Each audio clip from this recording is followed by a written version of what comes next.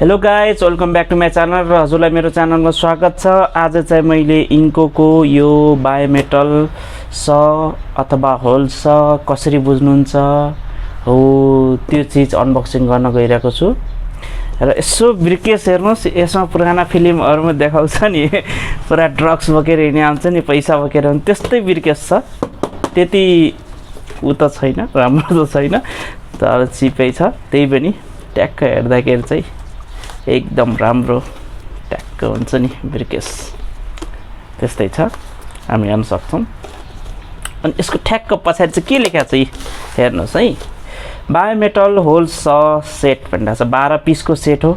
अब यहाँ चाहिँ कति कति एमएम छ भनेपछि 20 एमएम, 29 एमएम, 38 एमएम, अनि त्यसपछि 48 एमएम, अनि फेरि यता 22 एमएम, 32 एमएम, त्यसपछि 44 एमएम, अनि त्यस 50 सरी यस्तरी पर्दै जानुपर्ने 12 पिस छ यसमा। अनि त्यसपछि चाहिँ यो चाहिँ हाम्रो काउन्टर सिट बी अथवा सेन्टरिङ गर्नको लागि पहिला सुरुमा, अनि यो यही देखाएको छ कसरी प्रयोग गर्ने, के हिसाबले प्रयोग गर्ने भनेर। अनि यसले चाहिँ के खोल्छ भनेपछि चाहिँ हजुरको मेटल भयो, अनि त्यसपछि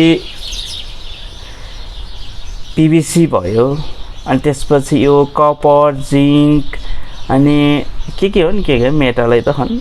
अनि काठ खोल्ने भयो, अनि त्यस एल्युमिनियम खोल्ने भयो। www.inco.com इन्को टुल भनेपछि राछ ब्रिकेस दिएको छ, या सिरियल नम्बर बारकोड दिएको छ। ल यो चाहिँ पछाडि हो, ट्याक्क यसको अब ब्रिकेस खोल्छौँ।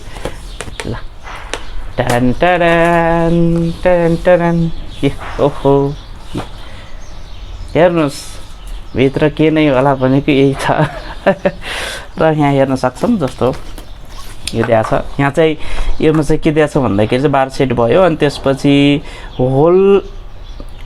होल स डायमिटर एमएम र इन्च, अनि त्यस material and recommended cutting speed RPM भनेपछि कतिको आरपिएम, जस्तो यिनी सले काट्दाखेरि चाहिँ एउटा धेरै बेसी गरी स्पिड भएर पनि भएन, कम भएर पनि भएन, कुन मेटल कति थिकनेसको मेटल त्यसलाई चाहिँ कति आरपिएममा चलाउनु भनेर देखाएको छ। जस्तो यो चाहिँ एमएममा भयो, कति एमएम 20 एमएम को, 22 एमएम को, अनि इन्चमा बुझ्नुहुन्छ भने इन्चमा छ, इन्चको पनि हिसाब छ। अनि माइल्ड स्टिल भनेपछि हाम्रो काँचो फलाम जो ग्रिलमा प्रयोग गरिन्छ, अनि स्टिलनेस, अनि त्यसपछि टुल स्टिल भनेपछि स्टिल अलि कडा हुन्छ, स्टिलहरूलाई पनि गर्न मिल्यो, रेलिङ लगाउँछौँ नि हो त्यो भन्ने भयो। कास्ट आइरन भनेपछि जो ढलट टाइपले बनाएको हुन्छ नि हो त्यस्तो कास्ट गरेको आइरन। अनि कपर एन्ड ब्रास भनिरहेको छ, यसले चाहिँ भने तामा र पित्तल दुईटालाई खोल्न मिल्ने कतिले भनिरहेको छ। एल्युमिनियम एन्ड वुड भनेपछि एल्युमिनियम र वुडलाई चाहिँ कति आरपिएममा कटान अथवा कति आरपिएममा त्यो ड्रिलको ऊ हुनुपर्छ हो, त्यति आरपिएम यसमा देखाएको छ। हजुरले यो पढ्न सक्नुहुन्छ, यहाँनिर माथि हुन्छ, यो चाहिँ ट्याक्क माथि हुन्छ। अनि त्यसपछि अब हेरौँ है, ट्याक्कै हेरौँ अब कसरी प्रयोग गर्ने भनेपछि चाहिँ अब त हजुरको डायमिटर छ, यो म सानो र ठुलो निकाल्छु, सानो र ठुलो निकाल्छु। हेर्नु साइज अब राम्रोसँग हेर्न सक्नुहुन्छ, यी होल पनि छ, कुनैमा होल छ, कुनैमा होल छैन। म ठुलो र सबभन्दा सानो निकाल्छु। अनि त्यसपछि यिनी एडेप्टर भयो अथवा यसमा लगाउने पर्यो, सानो र ठुलो। अनि यहाँ भनेर पनि छ हजुरको यो भयो, अनि यो भयो, अनि यसलाई हल्का साइड लगाइदिउँ।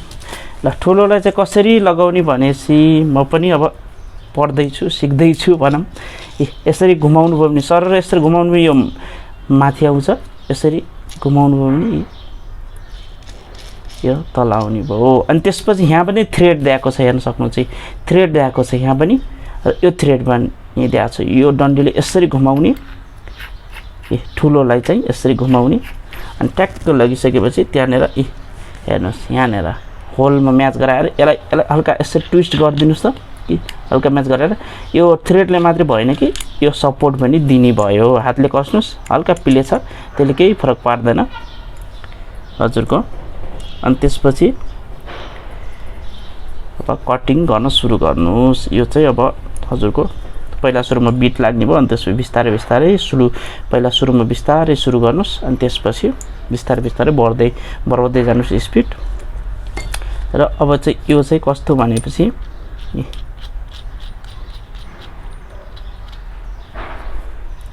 यसको लागि भयो अनि त्यसपछि यो चाहिँ केसको लागि रहेछ भनेपछि यहाँ त छिर्दैन अनि त्यसपछि सायद यस चाहिँ इन्को लागि होला इन्कोलाई यो युज नगरेको बेला यसरी युज गर्न मिल्यो यसरी युज गर्न पनि मिल्यो सानो चाहिनेलाई युज गर्न यसरी मिल्ने भयो हजुरको जस्तो कलम यसमा चाहिँ होल दिएको छ होल दिएकोमा चाहिँ हजुरले यही नै लगाउनुहुन्छ जस्तो मानौँ चाहिँ यो होल दिएको छैन हो यो होल राम्रोसँग नदिएको बेला हो यसरी लगाएर पनि प्रयोग गर्न सक्यो यो चाहिँ त्यसरी यो चाहिँ वासर भयो ट्याक्क वासरलाई छिराउने अनि त्यसपछि यसरी रेडी पोजिसन भन्ने एउटैले काम गर्न सक्नुहुने भयो हजुरले यो भयो यो चाहिँ हाम्रो बायोमेटल छ भनेपछि अब हजुरको जस्तो टिनहरू अनि च्यादरहरू खोल्नमा एकदम मद्दत गर्छ ठुल्ठुला फलामहरू पनि खोल्छ जस्तो अब अरू साधारणले खोल्ने पनि ड्रिलले त्यत्रो कहाँ खोज्ने हो त्यसको लागि चाहिँ अब पाल पार्नु पर्यो यति मोटो च्यादर छ त्यसमा पाल पार्नु परेपछि चाहिँ यो चाहिँ खोल्न सकियो योभन्दा पनि ठुल्ठुलावाला पनि आउँछन् कार्बाइड टिपवाला आउँछन् यो चाहिँ एउटा मेटल खाली छ बायोमेटल भनिरहेछ न त कार्बाइड टिपवाला पनि आउँछन् कार्बाइड लागेको हुन्छन् थोरै अलि योभन्दा कम दाम हुन्छन् र त्यसमा कार्बाइड लागेको हुन्छ कार्बाइडले पनि कहाँ छ टङ्स्टन कार्बाइड भन्छ एकदम हार्ड डायमन्ड पनि लागेको हुन्छ फेरि डायमन्ड पनि हिरा हो फेरि हिरा लागेर आउन कि मेटेरियल हिरा किसिमकै मेटेरियल लागेर आउँछ त्यसमा पनि ल आजको भिडियोमा चाहिँ यति नै मेरो च्यानललाई लाइक सेयर र कमेन्ट गर्न नभुल्नु होला बक्स चाहिँ यसको सबैभन्दा महँगो भनेकै बक्स जस्तो छ किनभने अरूभन्दा महँगो एकदम बक्सै लाग्यो मलाई यसको प्याकिङ देखेरै